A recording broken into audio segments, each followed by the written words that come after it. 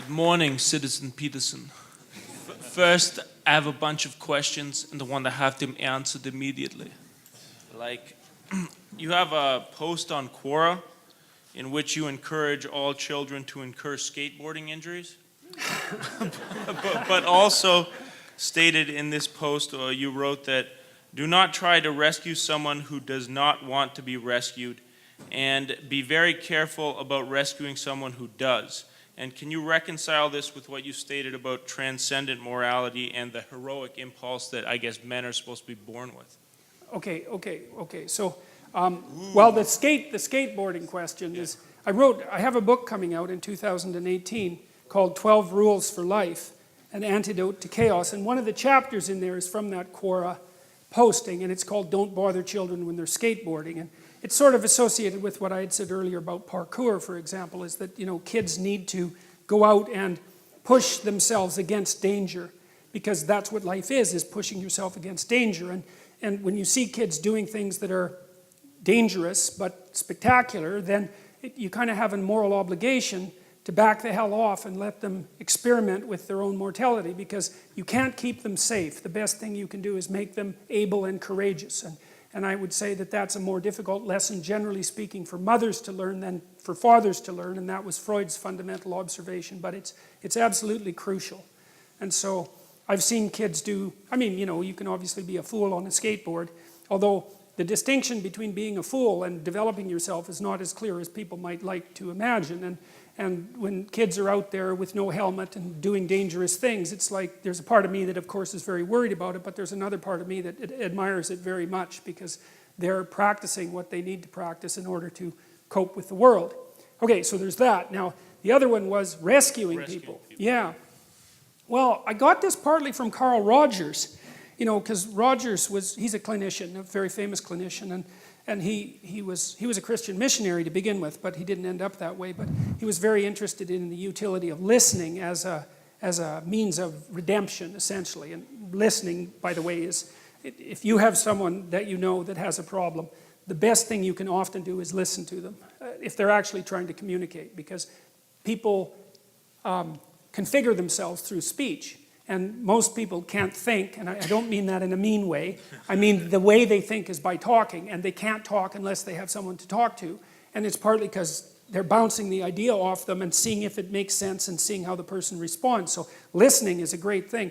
But Rogers was also interested in the preconditions for having a redemptive relationship, and that could be a therapeutic relationship or an intimate relationship. And one of the things he claimed was that unless the person was aiming upward, there was nothing you could do about it.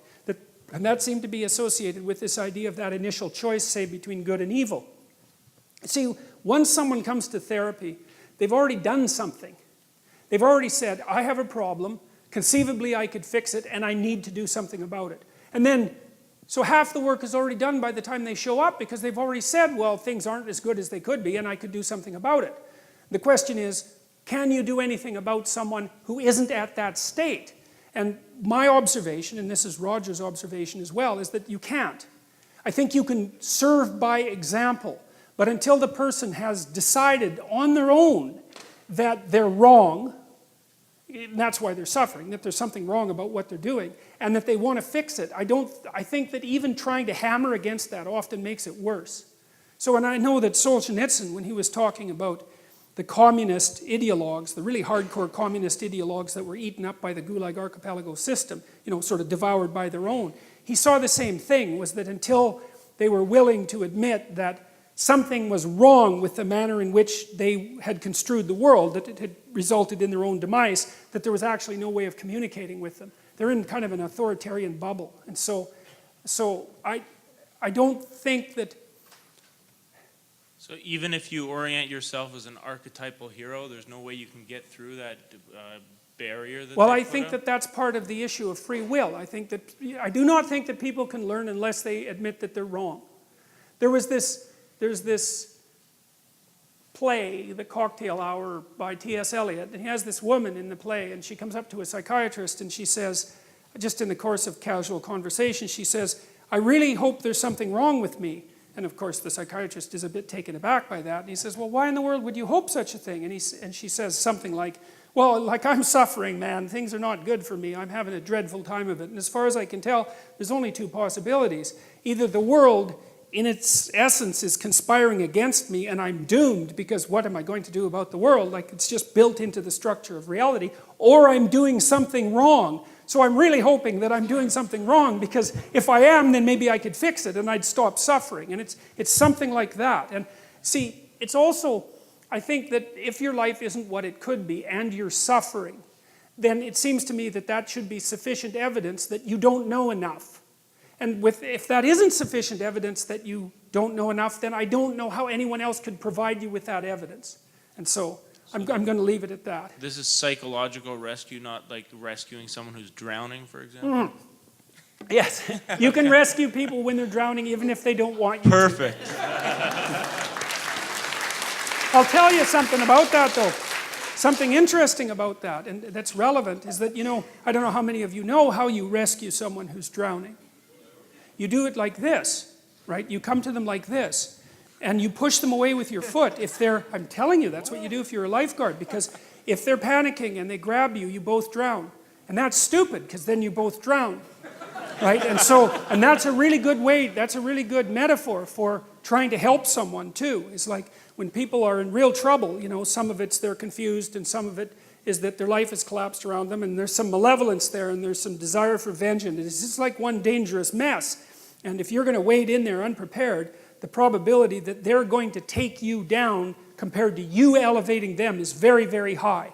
Because you don't even know what your damn psychological stability rests on. You might be saying just because you're lucky and surrounded by sane people, that doesn't mean that you have the psychological wherewithal to really pull someone up from the depths of the underworld, especially if they've also got one foot in hell. So you should bloody well be careful about doing that kind of thing. It's hubristic to attempt it, and I would definitely caution people very carefully about trying to rescue someone who doesn't want to be rescued. It's very dangerous activity, and it can easily be counterproductive. Okay, so since 2006, I've been trying to figure out, extract the meta, the way you've put it, of social justice warriors. And I think I found it, actually. They seem to have this behavior where they nebulize every standard we have. So they take a standard you have that has full of criteria. They say what something is how it is. Like that's a podium, but it has these criteria within it that make it. Oh, sorry. They take, they do something called nebulization, where they take something, a what, and they dissolve the criteria such that there is no way to say how it is. So you see this now with gender, where someone will say they're a gender, but there's no way to get logically from how they can be that gender, like how you can be an attack helicopter, a male or a woman or something like that. But the thing that came from this, and I figured this out when I learned about you, is that nebulization appears to be the exact opposite process of individuation. It's the philosophical version of individuation that rests on three premises or three core axioms, which is I exist, which is an axiom that exists in the objective, that you exist here.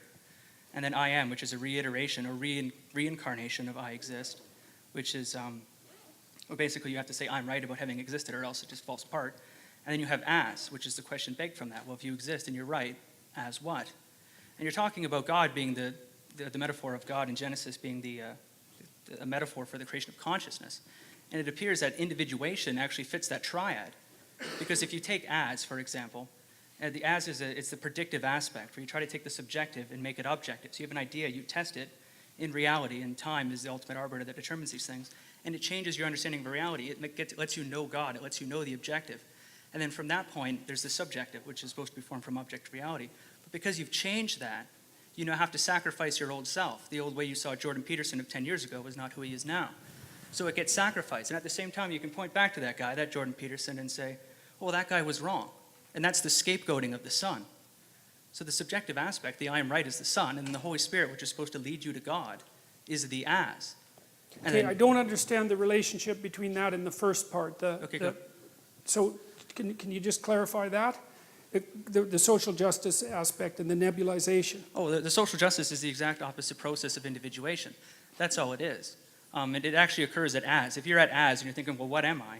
You either apply individuation, you try to apply criteria, you try to find out what you are in reality, or you refuse that paradigm and say, well, look, I'm always going to be right, I'm completely self-righteous, and you stop at that subjective aspect, where everything becomes subjective and you ultimately become relativistic and nihilistic. So I'm asking, have you considered that the Genesis tale and the creation myth and God is actually the process of individuation. And the Trinity is actually those three core premises, the three axioms that come from that. Okay, I haven't considered that. I mean, I know that Jung drew a parallel between the idea of the passion, for example, and the development of human individuality. And so there's that idea is lurking inside the Jungian notion of individuation, because it has to do with voluntary confrontation with mortality and also with evil, right, as two of the key elements of genuine self-realization. I haven't considered the metaphorical pathway that you just described, so I can't comment on that. I'd have to think about that.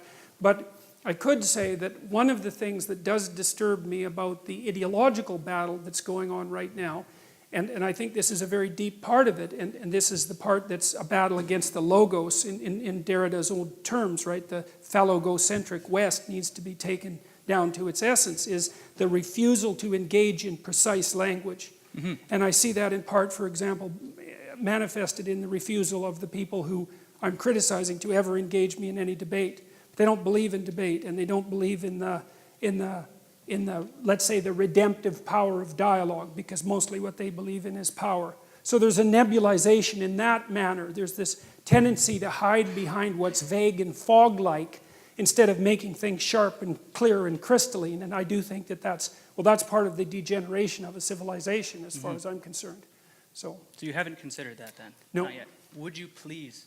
I'll do my best. I'll do my best. Please.